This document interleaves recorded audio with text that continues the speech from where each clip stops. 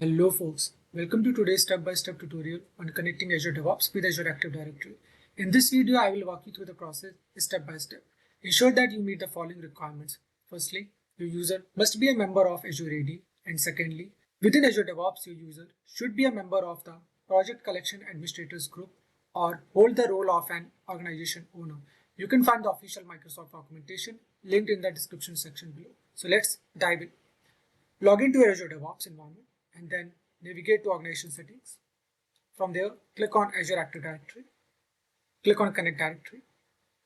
From the drop down, select the directory you want to connect to. I only have one directory, so I will select that. And then hit Connect. Congratulations, you have successfully connected your Azure DevOps organization with Azure Active Directory. Thank you for following along with this tutorial. If you found this video helpful, don't forget to like and subscribe for more Microsoft DevOps related content. Feel free to leave your questions and suggestions in the comment section. I will see you in the next video. Till then, bye-bye.